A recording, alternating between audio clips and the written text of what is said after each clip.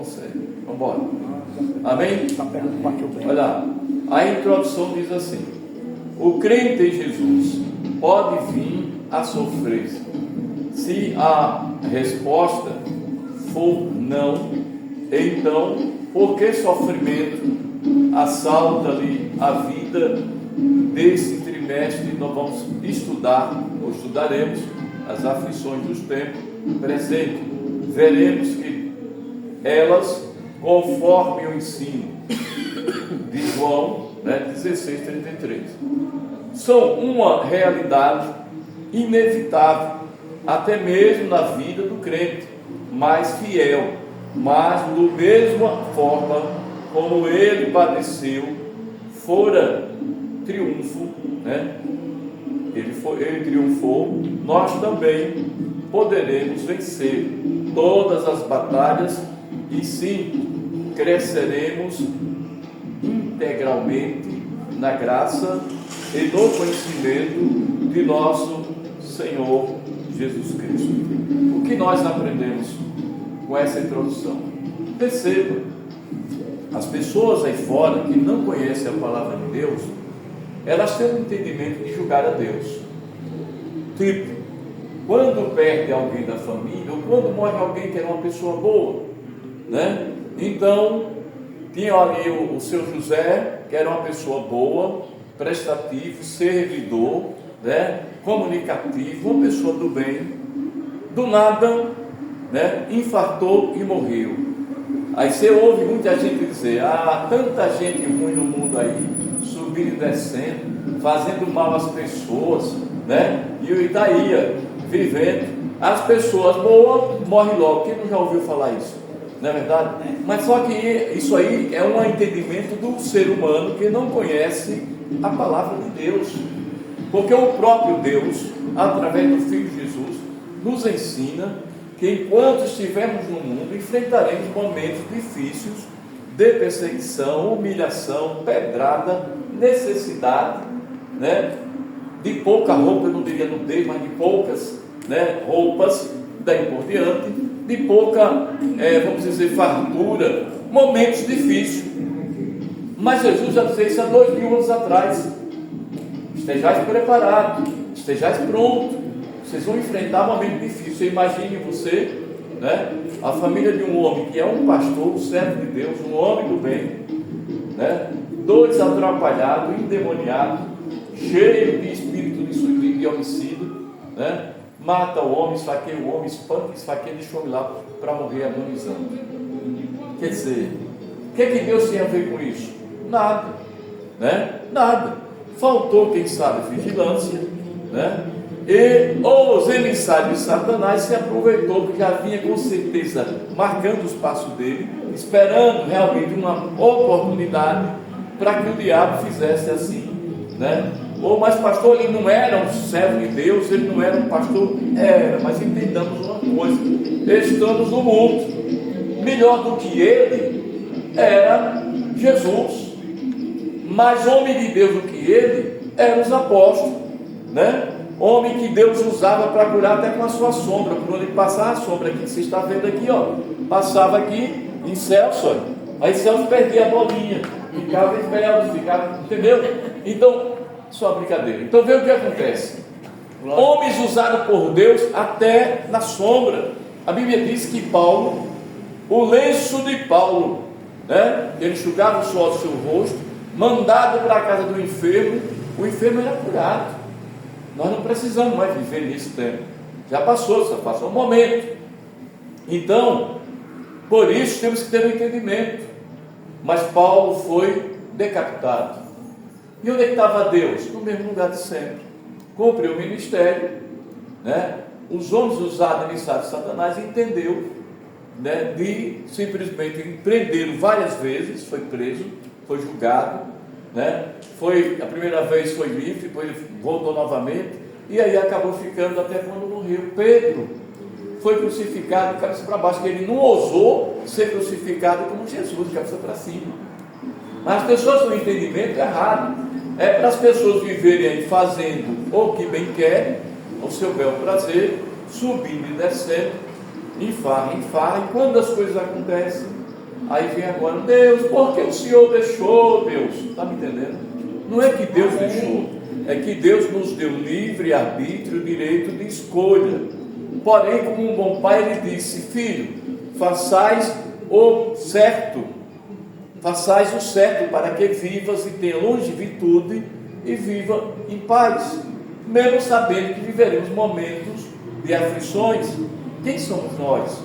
Se aquele que sempre foi o Deus Filho, que veio a esse mundo, a humanidade fez o que fez com ele, e tudo se cumpriu mesmo porque tinha sido descrito, ou escrito, não é descrito, é falo, vamos mudar essa expressão descrito, mesmo que já tenha sido falo, ensinado, que essas coisas aconteceriam com ele. Então, porque estava escrito desde lá de milhares de anos. Então a gente observa o seguinte: próprio Deus já sabia que o Filho viria, cumprir o ministério e o que ele sofreria, Então, quando Jesus diz aqui em João, não se preocupe, porque ele não estará só, o Pai está com ele. Mas em um dado momento nós vamos ver que Jesus clama pelo Pai, E a Bíblia não diz, mas segundo os estudiosos, mais que a gente, que tem muito mais estudioso que a gente, eles têm um entendimento de aquela fala de Jesus: Labá Sabachthani, Deus meu, por que me desamparaste? O que leva ao entendimento, chega a me arrepiar, que naquela hora ele sentiu a ausência do Pai. Leva ao entendimento que o Pai virou o rosto para não ver o seu sofrimento. Então, e nós agora, com tanta malícia, com tanto pecado, com tanta, está me entendendo? Por mais que a gente procure uma vida de santidade, aqui hoje estamos pecando, não é verdade? Nós estamos falando de alguém que não pecou, Jesus. Portanto, precisamos viver uma vida de constante oração, consagração para Deus nos libertar de tudo aquilo que não agrada a Ele, uma vida de santidade sem a qual ninguém verá o Senhor, e estar preparado, para enfrentar os dias maus. Já pensou o servo de Deus? Todas as vezes em quando eu vejo coisa do tipo, roda e vira e vejo, Se fosse comigo, eu tinha arrebentado ele. Se fosse comigo, eu tinha feito não sei o que com ela. Está me entendendo, Porque todo mundo é santo enquanto não se pisa no dedão do pé. Quando pisa, normalmente você vê os crentes aí, tem crente que ele regaça a manga e não tem conversa não. Sabe por quê? Porque ainda não está amadurecido, ainda não está convertido, amadurecido e preparado. Não, pastor, mas ainda não tem aí. Deus nos prepara para enfrentar tudo. O momento do homem não dá para você descrever, certo? A minha ideia, o meu pensamento é que diante da afronta eu pedi a Deus sabedoria para administrar isso aí.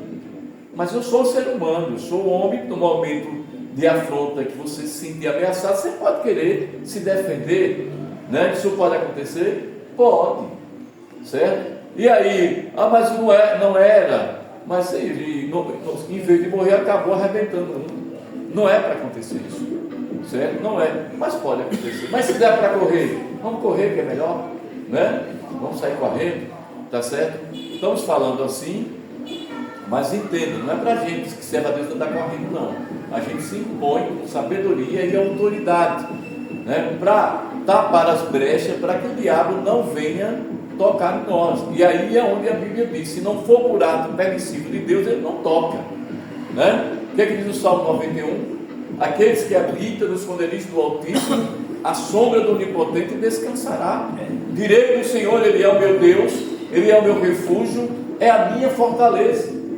A quem temerei? Não temerei espanto noturno, nem seta que voa de dia, nem peste da escuridade, nem mortandade que assola meu dia.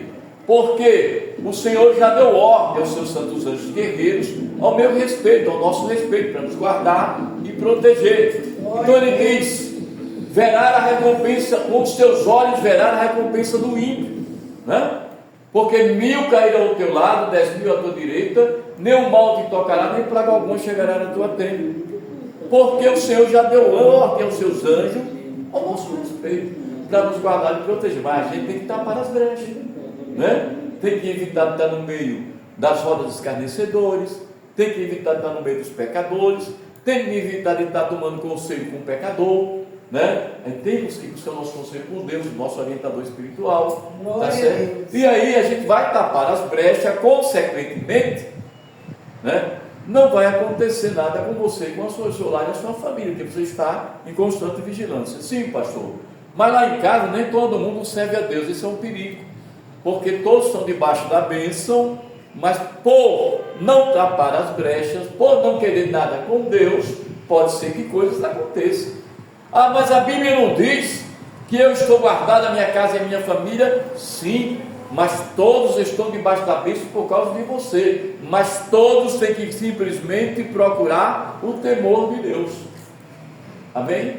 Amém. Então um é mais, busca mais, outro busca menos, outros mais ou menos, mas todos têm que buscar. Viu como é que a coisa funciona? Mas tem muita gente não, milhares de crentes aí, que acham que simplesmente está debaixo da proteção de Deus e pode subir e descer de noite, a hora que for, entrar em beco, sair em beco, não é lugar perigoso. Ah, Deus é comigo, os anjos do Senhor estão em torno de mim. Não vai por aí não, você está tentando a Deus. Agora, vamos lá. Houve uma necessidade extrema de você passar em um lugar perigoso. Primeiro, ponto positivo, você não costuma passar ali, então ninguém estava esperando, ok? Segundo, você vai vigiando, certo? E clamando por misericórdia de Deus. Deus, acampa os teus santos anjos.